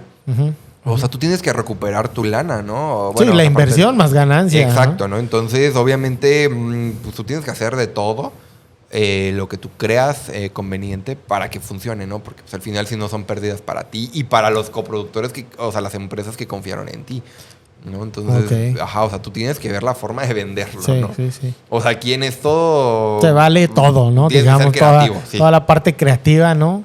Para que se venda. Incluso, o sea, yo hasta diría que el productor aquí también influye en la parte creativa, ¿no? Porque pensaríamos que, ay, no, pues él solamente se encarga de administrar el dinero y hacer cosas aburridas, contratos, etcétera, ¿no? Pero también el productor debe ser muy creativo también a nivel relaciones públicas, etcétera. Sí, pues este cuate, el Verástegui, salió en un live explicando cómo, o sea, toda la historia, ¿no? No me acuerdo desde qué año. Luego se viene creo que la llevó a Fox, ya tenía un contrato firmado.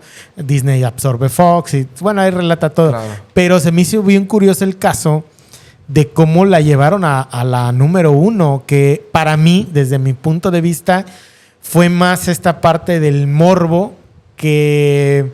Digo, no he visto 20 minutos de la película, pero no quiero decir que más que la calidad de la película o más que el tema de la película, el morbo que movió a las personas. Pero, pues como dices, son estrategias, ¿no? Claro. Oye, pasando a otra cosa también bien interesante, es que ahorita la industria de Hollywood actores y guionistas están en huelga. La idea de la huelga, que de hecho publiqué también hace unos días una meme, porque decía la que iba a luchar contra la inteligencia artificial y sale la mamá de John Connor, ¿no? de Terminator, se me fue el nombre ahorita, pero abajo dice la que en realidad está luchando y es la niñera, ¿no? Que se convierte pues ahorita en un icono de la lucha contra la IA. Lo que están ahorita luchando es por el uso de su imagen con la inteligencia artificial. Así es. Porque la idea que traen las productoras, ¿no? Estas empresas grandes, es te escaneo tu imagen, ¿no? Y después la uso, pues, a demanda conforme la vaya requiriendo, ¿no? Claro. Pero ya no estoy usando tu cuerpo, estoy usando algo digital ya, ¿no? Claro. Y empezaron a salir un montón de casos que yo los veía normal, pero pues no sabía, o yo lo hubiera hecho. En el sentido, te voy a decir, por ejemplo, hay un personaje de los Power Rangers que se llama Zordon, que sale en un tubo, ¿no? El cuate habla con ellos, ¿no? Es como su guía, ¿no? Y dice este cuate, lo escribió en Twitter, que lo grabaron una vez, estuvo como todo el día grabando diferentes frases, movimientos, ¿no? Imitando estas charlas, y que le pagaron creo que $135, una cosa así. O sea, no, sí, como $300, ¿no? Una cosa así. Pero que ya nunca más lo volvieron a llamar, ¿no? Claro. Entonces, yo como productor, como esta parte de producción, lo hubiera hecho porque eso me abarata costos. Pero el otro lado, pues ya no está recibiendo su paga y aquí pues estás produciendo más, ¿no? O todo el tiempo que se produjo pues el programa, ¿no? Y así claro. muchos casos que han estado saliendo. Entonces, se van a huelga para luchar contra esta parte. ¿Qué piensas? ¿Cómo crees que está la industria en este sentido? Pues mira, honestamente creo yo que sí. Bueno, o sea, yo si bien... digo, obviamente Hollywood funciona diferente que México, pero es como digamos, el preámbulo de lo que puede pasar a nivel mundial, ¿no? Sí, claro. Digo, obviamente ya sucede porque pues tienen el recurso, ¿no? Aquí, pues digo, pagar obviamente la IA para que te requiere todo eso, pues es carísimo, ¿no? Pero bueno, en ese sentido, viéndolo como a nivel productor, pues sí, obviamente, definitivamente sí. O sea, te abarata costos porque, pues, ¿no? Obviamente ya no tienes que pagarles hospedaje, comidas, regalías, etcétera, ¿no? No se cansan. Sí, pueden grabar todo el día. O sea, puedes usar la imagen todo el día. Sí, ¿no? Claro, exacto. Entonces, quieras o no, pues también a niveles prácticos de producción, pues obviamente sí es pues más práctico, ¿no? O sea, más barato, etcétera, ¿no? Pero obviamente me pongo del otro lado, ¿no? O sea, de los actores. Y también de cierta forma, desde mi postura como director, yo creo que obviamente también da miedo, ¿sabes? Porque, o sea, de cierta forma, entonces los actores, ¿para qué se prepararon tanto tiempo? No importa entonces su trayectoria, etcétera, ¿sabes? O sea, sí importa, o sea, me refiero es como minimizar, ¿no? O sea, como todo eso que ellos ya lograron. Y además, obviamente, los actores también son unos apasionados y les encanta estar a cuadro, o sea, les encanta estar preparando un personaje, actuar, etcétera, ¿no? Entonces, en ese sentido, pues sí, obviamente me parece bastante preocupante y alarmante, o sea, desde la postura de director, actor. Siento que obviamente sí es de preocuparse porque obviamente es como, güey, o sea, esto es mi vida, pues, ¿no? O sea, yo sí, quiero... bueno, se prevé que desaparezcan ciertas chambas, ¿no? Exacto, entonces obviamente, o sea, incluso los guionistas, ya ves, ¿no? O sea, porque ya el Sí. chat, si pagas ya la suscripción y todo, Sí. ya te puede escribir un guión. Digo que al final obviamente nunca va a ser lo mismo, ¿no? Obviamente... Es que ¿sabes cuál es el problema? Que la IA aprende conforme tú le vas dando inputs, Sí. ¿no? Entonces, si la IA... Yo lo quiero ver así. Y en el caso de los guionistas, ¿no? Porque los guionistas lo que dicen es que ya puedes hacer un guión completamente desde cero en la IA, ¿no? Sí, claro. Yo, por ejemplo, uso mucho la IA como asistente. Es decir, sí. a ver, quiero hacer esto, dame opciones, ¿no? Exacto. Yo tengo la idea, dame opciones y digo, es que esta vertiente no la había pensado. Exacto. Vamos a desarrollarla, ¿no? Y ahí va explicándole. En el caso de un guión, por ejemplo, yo lo veo de esta forma. Tú tienes un guión original y resulta que lo metes a la IA y le dices, a ver, hazme correcciones, que se vea a lo mejor más trágico o métele más comedia, métele algún chiste, ¿no? Porque ya estuve haciendo algunos experimentos y te regresa algo mucho más elaborado. Pero cada input que tú le das es cada input que al recibirlo lo va guardando y va aprendiendo. Si en algún punto coincide que tu guión original lo metiste a la IA y otra persona se le ocurre una idea, ese input que tú metiste puede llegar a otra persona. Exacto. Y entonces dejas de utilizar un guionista, ¿no? Sí, o sea... Ya te va completamente. construyendo un Sí. guión de otras partes originales. Sí, claro. O sea, o sea, a mí la IA me parece fascinante porque yo también la he utilizado. O sea, y es fascinante, ¿no? Pero yo la ocupo como justo asistente virtual, ¿no? Pero yo nunca, por ejemplo, le confiaría como mi trabajo a la IA, ¿no? O sea, no sería como de, a ver, hazme una parrilla de contenido y ya que me la haga y ya yo así bien confiado, ¿no? O sea, yo la verdad, o sea, porque al final, pues, o sea, es un sistema, ¿no? Entonces, no es lo mismo a tú como ser humano que razonas, que, bueno, tienes, usas la lógica, etcétera. Dices, no, yo creo que eso es lo mejor, etcétera, ¿no? O sea, si bien la IA, pues, tiene mucha más información de la que tú tienes, o sea, creo que esta parte humana es muy importante, ¿no? Y más en el arte, ¿no? O sea, creo que la sensibilidad, obviamente, la IA... Sí, no la tiene de la forma humana. Sí, claro. ¿No? Sí, claro. Entonces, obviamente, no va a ser lo mismo. Era lo que platicábamos hace rato, ¿no? O sea, mi guión, ¿no? Por ejemplo, o sea, el que escribí, ¿no? O los guiones que he escrito, ¿no? Obviamente son con base a mi experiencia, a lo que yo he vivido y por eso se vuelve único, ¿no? Pero entonces, si la IA así lo metes, pues entonces es como... O sea, ¿desde qué punto de vista, no? Y lo bonito del cine y las películas más icónicas han sido icónicas porque están contadas desde un punto de vista, desde una premisa, ¿no? Que el director toma, ¿no? Que es una postura. Entonces, si ahorita, ¿no? Ya el guión y todo ya es como meramente artificial, por así decirlo, le quita esa parte humana y entonces no sé qué calidad vaya a suceder. ¿Me explico? O sea, es que sí, es que tiene sus pros, sus contras. Es complejo.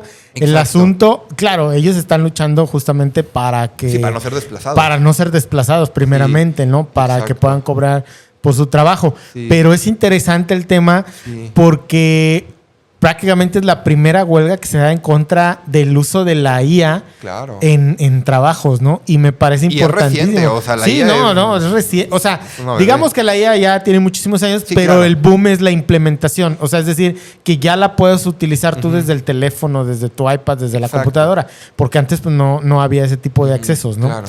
Ahora, en ese sentido, ¿tú crees? Porque también hay otro caso donde una canción se escribió directamente de la IA y no me acuerdo del artista, fue hace un par de meses, y hasta que después que salió la canción dijo, pues es que la creé con la IA.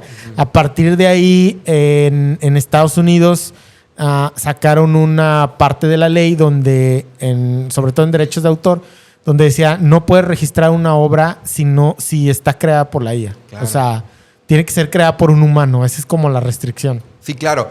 Bueno, a nivel legal, tú cuando vas a registrar una obra, la registras ya sea como persona física o moral, ¿no? Entonces, obviamente, dentro de las leyes, pues una persona física, pues es una, o sea, con facultades para, o sea, bueno, es una persona, un ser vivo, ¿no? Entonces, obviamente no puede registrar algo, bueno, hasta lo que yo conozco, no puede registrar algo, pues, de la IA, ¿no? Porque al final, pues, ¿a quién le pertenece? Y yo creo que eso sí es preocupante, o sea, y sí nos debería preocupar a todos y también a los productores. ¿Por qué? Porque si bien la IA ahorita parece maravillosa y todo y lo que sea, ¿cuál es el objetivo a largo plazo de la IA? Obviamente eso no nos lo van a revelar, ¿no? Eso es un secreto de la IA. Pero ¿qué buscan con todo esto, no? O sea, si bien ahorita están generando dinero porque pues obviamente hay que pagar una anualidad, una suscripción para poder usarla, pero ¿a poco la IA se va a quedar así estancada y siempre con lo mismo? Obviamente va a ir evolucionando la IA y va a ir implementando más cosas, ¿no? Incluso ahorita los robots, ¿no? Sí. También... yo creo ya, por ejemplo, video, ya contenido en video, personajes. Exacto, para allá muchísimas implementaciones. Entonces, imagínate que después, a mí sí me preocupa honestamente porque dices, güey, o sea, si ahorita ya está afectando a los actores y a los guionistas, en algún momento nos va a desplazar a todos. Es, por ejemplo, como Alexa, ¿no? Que ahorita ya puedes sincronizar a Alexa con las luces de tu casa, las puertas, todo, y Alexa te puede controlar, pues, básicamente la casa, ¿no?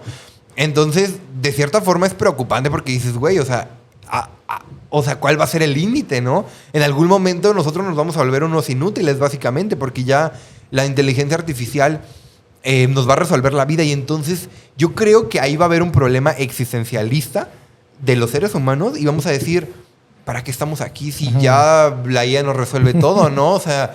Y a mí sí me preocupa, ¿sabes? Porque entonces, ¿cuál va a ser mi reto como ser humano, no? Si ya la IA me va a poder hacer todo. O sea, sí me explico, o sea, ahorita puede parecer como un poco así, ¿no? Como, ay, pero ya, digamos, sí, en 10 años, 20 años. Sí, no manches, o sea, ¿no? ¿Qué te va a tocar como ser humano? ¿Vivir nada más a costa de lo que haga la IA? O sea, y por ejemplo, o sea, si bien las redes sociales han facilitado mucho, ¿no? O sea, pero también quieras o no, el facilitarnos tanto las cosas nos vuelve más... Sí, huevones, más flojos, sí. Más... Y inclusive menos reflexivos, menos reflexivos, sí. Con menos razonamiento. A ver, claro, no todos, no es algo general, porque también hay que entender que en esta parte de las redes sociales, pues dependiendo para que los utilices, claro, ¿no? Sí, o sea, claro, el uso que le des. Hay muchos usos muy buenos, claro. Hay usos no tan buenos, claro. O no quiero decir malos, porque si estás consumiendo puro entretenimiento, ¿no? Pues también cómo creces, ¿no? Claro, como persona, sí. ¿No? Claro. A lo mejor si te dedicas al entretenimiento, pues sí es bueno ver tanto entretenimiento porque te va dictando o vas teniendo como la idea de qué es lo que está en tendencia. Claro. Pero si no te dedicas a eso y lo consumes como un usuario final, pues ¿cómo estás creciendo? Claro, ¿no? Pero por ejemplo, si nos también depende del contenido, pues sí, claro. Eso voy. Pero por ejemplo, la IA ya es algo más complejo que las redes sociales porque, o sea, la IA, por ejemplo, ya está desplazando laboralmente a las personas. Sí, entonces, supuesto. O sea, quieras o no, es por ejemplo como las personas que están enfermas, ¿no? O los adultos mayores, ¿no? Que ya están como, digamos, que si dejan de hacer cosas, se deprimen y, o sea, se nos van más rápido, ¿no? Sí. Entonces, por ejemplo, tienen que estar activos. Sí, exacto. Lo bonito del ser humano es que si estamos activos, o sea, si bien obviamente necesitamos el descanso, o sea, hay que mantener un equilibrio, pero el hecho de que ya no hagamos nada, entonces, ¿cuál sería nuestro propósito de vida, no? Si ya no vamos a trabajar... Entonces, ¿qué vamos a hacer? Mantenerla IA, ¿no? Ajá, o sea, mantenerla. Pero entonces ya nos volveríamos asistentes de la IA. ¿Sí me explico? Sí. Y entonces, o sea, sí es un tema que preocupa, ¿me explico? Sí. O sea, es un tema complejo, sí, es un tema complejo en el sentido también de que es nuevo. Exacto. ¿No? Porque ahorita es la novedad y ¡ay, qué padre! ¿No? Y todo el mundo lo usa y ¡ay, qué chido! ¿No? Pero ya está habiendo consecuencias, claro. ¿No? El primero laboral, quién sabe después. A lo mejor después de como Terminator, ¿no? Vamos a tener que luchar con la IA. Sí, o sea, porque incluso, por ejemplo, ya ahorita, bueno, hubo esta prueba, vi la entrevista que neta me dio miedo ver a los robots hablar. Sí. Y ver cómo cómo van a interactuar con los humanos. Y básicamente ellos van a estar, o sea, tienen sus limitaciones, pero van a estar apoyándote con tareas del hogar. O sea, entonces ya tú nada más vas a estar ahí echado, o sea, acostado, Sí. y ya te van a hacer el aseo, te van a hacer todo. Y sí, no, o sea, dices, a simple vista dices, ay, qué padre. Pero, güey, o sea, va a pasar 1 año, 2 años. Sí, Y yo siento que nos vamos a deprimir. Sí, por cierto, la depresión, porque quieras o no, las redes sociales también, la consecuencia negativa que ha traído las redes sociales es mucha depresión. O sea, y siempre es la constante comparativa y siempre crear una imagen falsa, ¿no? Es como, o sea, es como decir, no, yo tengo la vida perfecta. Y es como hasta una lucha de a ver quién tiene la vida más perfecta, ¿no?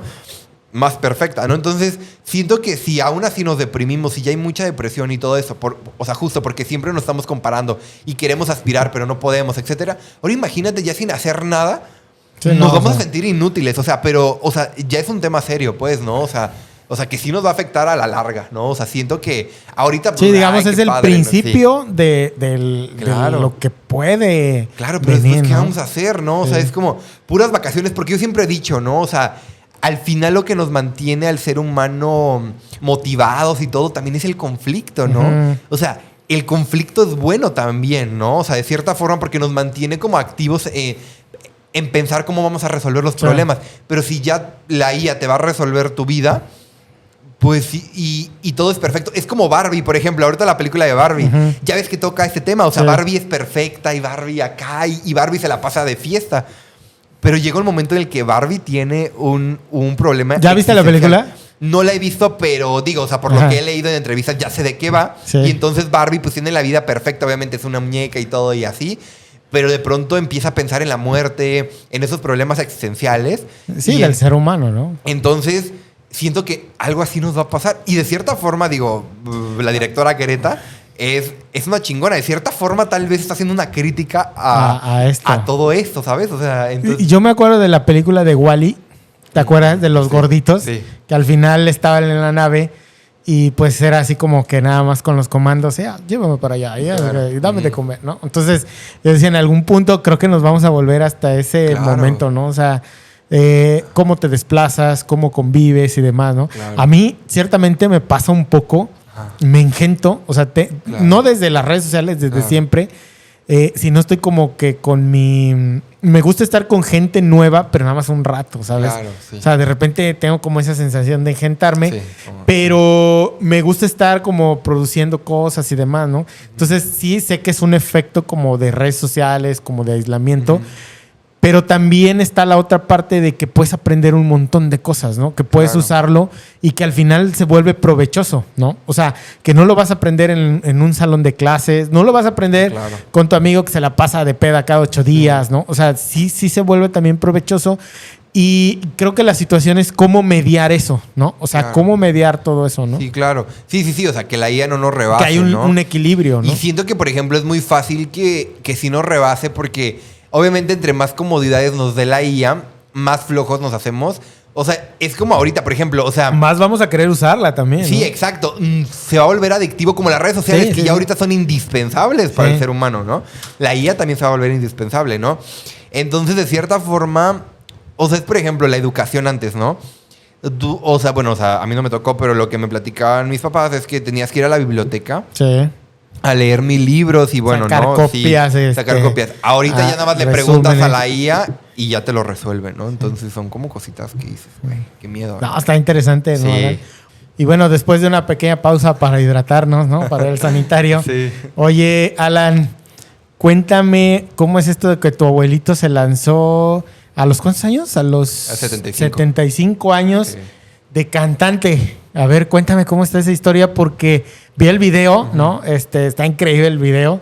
Gracias. Pero, ¿cómo es que a esta edad se puede lanzar alguien de cantante? Digo que no es Claro. impedimento, pero se me hace sorprendente, ¿no? Sí, claro. Bueno, pues resulta que mi abuelito, Antonio Vences, Que apenas fue su cumpleaños. Lo felicitamos ahí en Sí. la página. No, sí vi. sí vi. Muchas gracias. Justo, pues, él desde que era joven, desde que era chavito, empezó a escribir canciones, ¿no? Porque desafortunadamente a él no le dieron estudio. Creo que llegó hasta segundo, tercero de primaria. Entonces, pues sí, o sea, no le dieron como esa oportunidad de estudiar. Él sí quería, pero bueno, o sea, porque su papá lo mandaba al campo, ¿no? A trabajar, o sea, desde muy pequeño. Entonces, él mientras, digamos, en su aburrida vida, porque él sí anhelaba estudiar y prepararse y todo,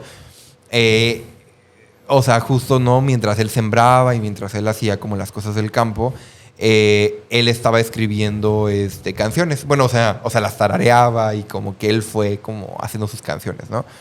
Entonces, de cierta forma, pues él cuando se lanza, pues se lanza como cantautor, ¿no? Porque son sus propias canciones que él escribió y todo. Y pues él las interpreta, ¿no?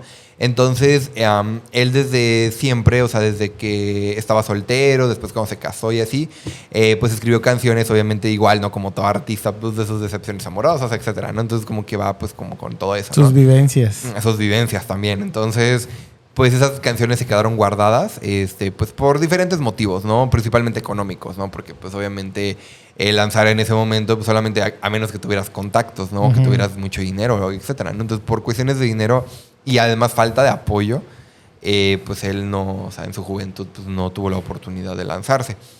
Ya cuando se casó y todo, y bueno, no tuvo a mi mamá y así, pues ya se fue a Estados Unidos él.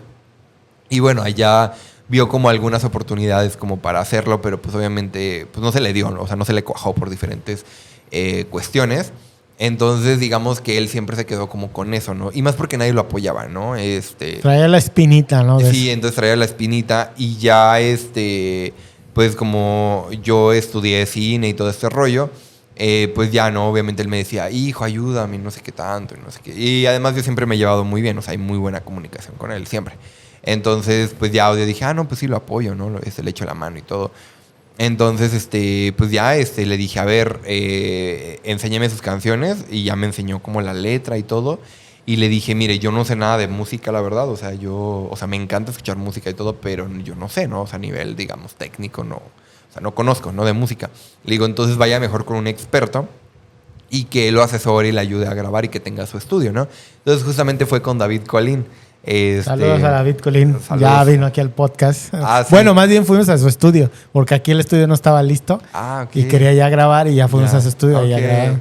Sí, entonces, pues ya David Colín le ayudó a grabar sus canciones. Ya le armó ahí un paquete, ¿no? Como pues tantas canciones, tanto, ¿no? Y así, ¿no? Entonces ya ellos se arreglaron y todo. Las grabaron, o sea, yo ahí no me metí para nada, porque además yo como vivo en la Ciudad de México, pues yo ni estaba aquí, ¿no? Entonces, pues ya mi abuelito se encargó de eso con David Colín, de negociar y todo, y ya, pues lo ayudó, ¿no? Ya que tenía las canciones, le dije, bueno, o sea, ya están las canciones, ahora sí, ya viene mi chamba, ¿no? Que es pues, todo lo audiovisual, ¿no? Entonces ya escribí el guión, hice pues todo el breakdown, ¿no? Que es como el desglose de necesidades, y ya, ¿no? Fui consiguiendo como todo. Igual fui armando el equipo y todo, y pues ya, ¿no? Por estrategia, decidí que primero se lanzara la de ¿Por qué no puedo olvidarte? Porque le veía como mucho potencial, que de hecho la mejor canción para mí bueno, al menos de las que ya tiene grabadas, porque no se han lanzado todas todavía, o sea, están ahí varias guardadas todavía, es una que se llama Y Dime. Esa no se ha publicado, nada. Para mí esa es la mejor canción, está preciosa. Yo quería grabarla en Tepoztlán, ¿no? Pero bueno, entonces pues ya, o sea, empezamos a armarlo del videoclip, armé campañas, bueno, de redes sociales, en Facebook y todo. Y tuvo muy buen recibimiento, ¿no? Sí, la verdad es que yo vi cuando empezó a pegar y todo. Dije, qué buena historia esta. Sí, hasta nos entrevistaron en del periódico, ¿cómo se llama este periódico? ¿La Unión? No, el Diario de Morelos. El Diario de Morelos. Y también del Instituto Morelense de Radio y Televisión para diferentes programas, tanto de radio como de televisión. Entonces, pues ya, ¿no? Empezamos como a darle difusión y todo muy padre. Aquí en Miacatlán tuvo muy buen recibimiento. Bueno, en Miacatlán tuvo muy buen recibimiento porque pues ahí es mi abuelito. Y bueno, también de la zona sur, ¿no? Pero principalmente de Miacatlán, ¿no? Porque pues lo conocen y todo, ¿no? Entonces, pues ya, o sea, así fue. Y ya después, yo tenía muchas ganas, porque pues la de ¿Por qué no puedo olvidarte? Que es la primera canción que él hizo, pues es como de desamor, ¿no? Como muy triste, nostálgica. Entonces dije, no, ahora quiero algo romántico, ¿no? Y pues digo, entonces dije, pues voy a poner a mi abuelita y mi abuelito a actuar, ¿no? Y ya fue como un romance de viejitos, ¿no? O sea, fue algo muy bonito. Nos divertimos. Y mi abuelita es fan de las telenovelas. O sea, a ella le encanta ver telenovelas. O sea, es súper telenovelera. Entonces le dije, a ver, abuelita, le voy a cumplir su sueño de va a actuar en una telenovela. Ajá. Y ya tal cual los puse a actuar en una telenovela porque hasta se dan besos y todo, ¿no? Ya, digo, no querían, pero les dije, no, a ver, ustedes, yo soy el director, háganme caso, ¿no? Y ya, aquí no soy su nieto, soy el director, ¿no? Entonces ya, pues ya cedían, ¿no? Y ya, o sea, quedó bastante bonito, que fue Hermosa como una rosa, que fue el segundo. Ya de ahí por temas de presupuesto, porque pues sí sale algo carillo hacer los videoclips, porque obviamente hay que darles de comer, hospedaje, decoración, maquillaje, vestuario, etcétera, ¿no? Entonces, obviamente, pues ya no nos alcanzó el presupuesto y ahorita por eso no se han lanzado las canciones, que de hecho ahorita, digo, o sea, como pues seguimos un poco cortos de dinero, estoy pensando en lanzar así las puras canciones con letra o incluso él cantándolas así. Bueno, o sea, grabar un video, pero pues ya más como sencillo. Un tipo live session, ¿no? Más acá. Exacto, ¿no? Entonces ya grabar para que no se queden guardadas las canciones, ¿no? Entonces ya tendría que armar como la estrategia. Digo, ahorita obviamente como recién terminé la universidad, pues estaba con mi tesis y todo, pues no he tenido tiempo. Pero ya ahorita que me aliviane un poquito más como de tiempo, sí quiero como retomarlo de mi abuelito. Porque sí le veo mucho potencial. Además tiene una canción, bueno, es un canto católico, pero está muy bonito, ¿no? O sea, es como muy dedicado a Dios y así. O sea, está precioso, ¿no? Entonces creo yo que es algo que, bueno, es una canción que podría pegar mucho en la zona, porque pues obviamente son muy religiosos, ¿no? Católicos principalmente. Entonces creo yo que puede pegar muy bien esa canción, además de que está muy bonita. Esa aún no se graba. Pero tengo planes de colaborar con los sacerdotes de todos los municipios para grabar un videoclip muy bonito, como en las fiestas patronales y fiestas como, digamos, católicas.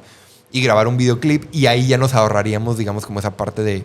O sea, ya no hay que decorar todo, ¿no? Sí, de la producción del video, pues. Exacto. O sea, eso ya está de la iglesia, entonces ya nada más sería como nosotros grabar el video. O sea, está chido esa idea. Sí, entonces, pues ahorita estoy como con eso. O sea, bueno, con esa idea en mente.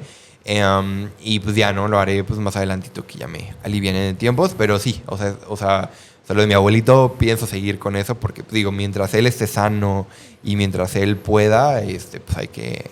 Y le gustó la experiencia porque de repente creo que a veces resulta abrumador, ¿no? Como entrar a un proyecto. La gente cree que se graba un día, al otro día está editado y al tercer día ya sale, ¿no? Exacto. Y de repente, ay, es que es muy cansado, es que no es así. Es abrumador a veces para las personas que no es que no estén en el medio, sino que se imaginan que es muy rápido, ¿no? Exacto. No quiero decir fácil, porque hay algunas cosas fáciles, otras más complejas, más difíciles, pero sí rápido. La gente piensa en términos de rápido, así de, ay, si grabamos mañana, luego sale, ¿no? O así, ¿no? Sí, o sea, pero a tu abuelito, ¿cómo le fue, no? ¿No se abrumó por eso? Fíjate que estaba muy motivado. De hecho, o sea, creo yo que no sé de dónde sacó tanta energía. Porque el primero se grabó en Palpan, la mayor parte, y pues era subir cerros, ¿no? Y como no teníamos mucho presupuesto, no era como de que, ay, sí, ¿no? Sí. Entonces nos fuimos así en un coche, y justo por ese tiempo estaban las lluvias, entonces había un buen de lodo y se atoró el coche, y tuvimos que subir al cerro ahí para el cultivo de agaves, tuvimos que subir así a pie, ¿no? Entonces mi abuelito así, o sea, todos ya estábamos así, ya bien muertos, así, ya bien cansados, ya estábamos así, ¿no? Ya... Y mi abuelito así, con toda la energía, subió hasta el cultivo de agaves, ¿no? Entonces, en ese sentido, el primer videoclip no se le hizo pesado. Se le hizo más pesado el segundo. Y eso que fueron, porque el de ¿Por qué no puedo olvidarte? Fueron 4 o 5 días de rodaje. El de Hermosa como una rosa fueron 2 días. Pero, como fueron 2 días, todo como que fue más apretado el plan de rodaje, ¿no? Entonces, el primer día... No, el segundo día grabamos hasta las 3 de la mañana. Ah, no manches. Y pues mis abuelitos... Sí. Es que pues eran muchas escenas de noche. Ok. Entonces mis abuelitos pues, o sea, estaban cansadísimos, ¿no? Mi abuelita también porque tiene un problema en su rodilla, entonces no podía caminar bien. Y está repitiendo, imagínate, ¿no? Sí. O sea, además ellos pues no saben mucho. Digo, mi abuelito ya tenía la experiencia del primer videoclip, pero mi abuelita no. Entonces... pues sí repetíamos hasta 12, 15 veces una misma toma y pues ella ya súper cansada, ¿no? Pero pues no salía. Entonces, pues sí, o sea, sí fue como... Fue un reto, o sea, dirigirlos porque pues no tienen experiencia y además ya son adultos mayores. Entonces sí fue todo un reto, sí. Oye, Alan, ¿y ahorita qué sigue para ti? ¿Ya terminaste la carrera? ¿Hay servicio social, prácticas? ¿Qué sigue? Ahorita estoy haciendo servicio social. No me piden prácticas. Es servicio que básicamente pues, es como si fueran prácticas porque ahorita estoy en una empresa internacional donde hacemos, funge como productora aquí en México. En Puerto Rico y Miami funge como con otros eventos y así. Entonces ahorita estoy haciendo mi servicio social ahí. Pues digo, de momento pues no me pagan ni nada, ¿no? Pero estoy aprendiendo bastante, ¿no? Entonces ahorita mis planes pues es terminar el servicio social, a ver si me dan chamba ahí. Y yo guiño, guiño. Por si ven ese video, guiño, guiño. Y ya si no, pues ya buscaría plan B, ¿no? Y también ahorita estoy buscando un trabajo de medio tiempo. Ando en búsqueda de un trabajo de medio tiempo, tanto aquí en Morelos como en Ciudad de México. O sea, ahorita estoy buscando, ¿no? Así estoy viendo opciones y ya sobre eso pues decidiré si me quedo aquí en Morelos o me voy a Ciudad de México, ¿no? Entonces, pues eso es de momento, ¿no? Al menos estos 6 meses que vienen, ¿no? En lo que termino el servicio. Ya después del servicio, pues ya tendría mi tiempo libre al 100% y ya podría trabajar de tiempo completo, ¿no? Ya cuando tenga tiempo libre, pues ya sería como ver ya un trabajo de medio tiempo, o por ejemplo en cine pues es por proyecto, ¿no? Entonces a lo mejor si estoy en una película pues son 2 meses o menos, ¿no? Ponle que un mes y medio, una serie pues sí, hasta 5 meses, etcétera, y ya sería ver qué proyecto sería. Pero la desventaja del cine es que aunque es bien pagado, pero, por ejemplo, un proyecto puede durar un mes y ya quedas desempleado otra vez. Sí. Tienes es por proyecto, pues. Tienes que ir en busca de proyectos. Entonces, aunque te paguen súper bien, pero pues puedes estar desempleado 3 meses y ya se te acabó el dinero, ¿no? Entonces, pues así es esto, ¿no? Entonces, pues ya veré qué pasa, ¿no? Digo, tengo varias opciones. Obviamente, ahorita quiero levantar la carpeta de producción de mi película, que ya escribí el guión, ya está. Entonces, levantar la carpeta de cortometrajes. O sea, eso lo voy a ir haciendo como extra. Pero sí quiero, de momento, o sea, en lo que agarro experiencia y todo este rollo, o sea, como ya experiencia profesional, así con empresas y eso, pues sí me gustaría un trabajo fijo, ¿no? Directamente en cine, pues, ¿no? O sí, en está cine. La parte de sí, producción, desafortunadamente ¿no? A mí me gusta mucho también la parte de las relaciones públicas, así, entonces yo no me cierro a únicamente trabajar en cine, ¿no? Sino si también se dan relaciones públicas, community manager, redes sociales, etcétera, yo encantado, ¿sabes? O sea, yo no estoy cerrado nada más. Ay, no, yo nada más cine. No. ¿Sabes? Entonces, pues es eso, ¿no? O sea, es también no cerrarte, ¿no? A las oportunidades, claro. ¿No? Entonces, o sea, tengo varios planes, pero pues al final quién sabe qué vaya a suceder, ¿no? Porque la vida me puede sorprender tanto con cosas buenas como con sí, al final es eso que hablábamos, ¿no? La parte del ser humano de resolución de problemas, claro, ¿no? Entonces, diferente a la IA, ¿no? Claro, sí, exacto. Ahí aplica muy bien. Sí, súper bien. Pues bueno, Alan, muchísimas gracias por estar aquí en el podcast. De verdad te agradezco un montón. A ti. Quiero dejar como varios temas con Alan para un tercer capítulo, porque traía yo aquí varias anotaciones que ya no pudimos tocar por tiempo. Claro. Pero en algún momento quiero volverte a invitar al podcast para que nos cuentes qué hay en tu vida, qué proyectos tienes. Y estos temas como generales sobre cine, a mí me gusta un montón el cine, me apasiona un montón del cine. Qué bueno que estudiaste cine, me da muchísimo gusto. Y pues no nos queda más que despedir aquí a toda la banda aquí en Carretera 166 y que te sigan en redes sociales, a tu abuelito también de una vez. Bueno, pues antes que nada, pues muchas gracias. Yo encantado de estar aquí. Cuando gustes, aquí platicamos. Igual, si quieren saber de algún tema en específico, porque a mucha gente le da curiosidad, ¿no? O sea, como el tema del cine, les da mucha curiosidad. Entonces, si quieren saber algo en específico, algo, con todo gusto. Y me pueden encontrar en redes sociales como en Instagram y en TikTok como Alan Castaneda 15. En Facebook como, la página de mi productora es Invention Films. Y como Alan Castañeda, ¿no? En Facebook. Y bueno, a mi abuelito lo pueden encontrar como Antonio Vences Cantautor. Tanto en Instagram, Facebook. Tiene un guión medio, porque yo había etiquetado otra página, ¿no? Okay. Hay 2 páginas de tu abuelito. Ok. Una tiene un guión medio y la otra no. Entonces, es la de guión medio. Ya. Antonio Vences, guión medio, Cantautor. Ya. Yo no sabía que había. Bueno, te refieres a Facebook, ¿no? Sí, en Facebook. Bueno, es que uno es su perfil personal. Ok. Y el otro es la página. La página. Ok. Entonces, Sí, yo creo que es eso. Sí. No lo revisé bien, pero sí. Exacto. Pero ahí pueden seguirlo a él, a mí también. Y pues nada, igual cualquier colaboración, cualquier cosa, aquí andamos. Bien, entonces, pues ya está. Muchísimas gracias, Alan. Y no nos resta más que despedir a toda la banda que nos ve en esto que es el podcast de Carretera 166. Y bueno, cortamos porque pues ya también es tarde. Se nos fue el tiempo. Y nos vemos. Nos vemos. Chao, chao. Chao.